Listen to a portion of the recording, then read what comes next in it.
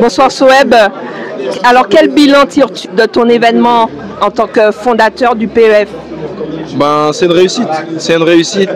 On progresse à chaque événement. On a réussi à faire progresser sur le milieu, sur l'aspect sportif. Tous les combats étaient fous ce soir. Je pense que vous avez tous apprécié les combats et c'est la priorité avant de penser événement, avant de penser ambiance, etc. La priorité c'est le côté sportif et du coup on est content. On est content, tout le monde est content. Les gens restent, les gens parlent de mieux en mieux. On essaye de sortir de nouvelles choses et on est content que les gens soient ouverts à ça. Il y avait des guests aussi. Il y avait beaucoup de guests, ça c'est l'image de marque du PEF.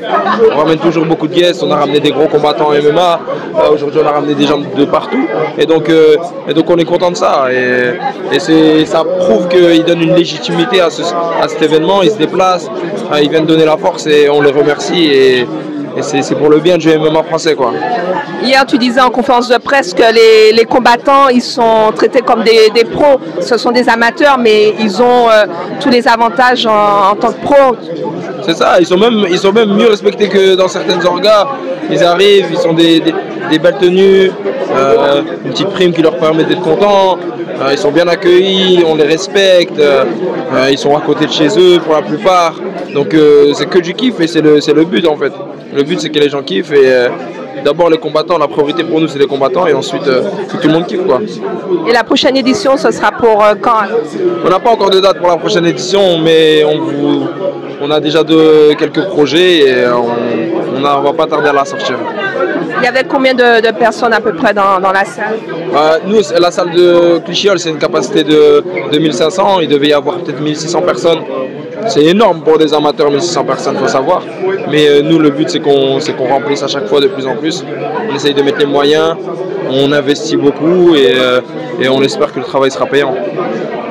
Ce soir, Brad Jean-Élie a battu le champion du monde de l'IMAF. C'est quelque chose d'extraordinaire. C'est ça, c'est pour ce genre d'histoire qu'on fait ça. On veut créer des match-ups hyper serrés, hyper équilibrés.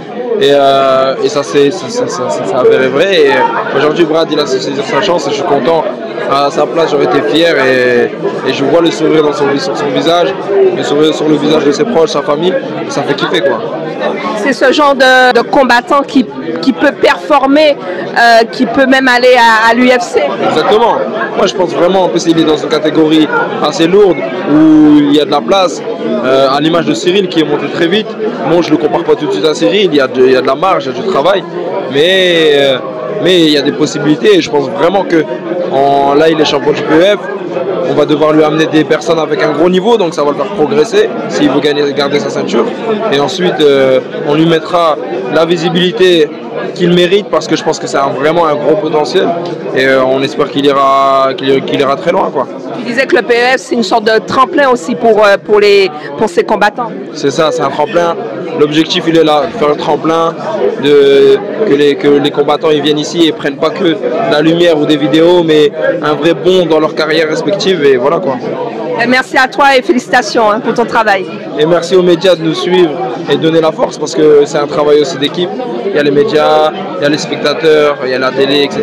Donc ça fait plaisir de voir que vous jouez le jeu aussi et donc on espère vous revoir à la prochaine édition. Merci.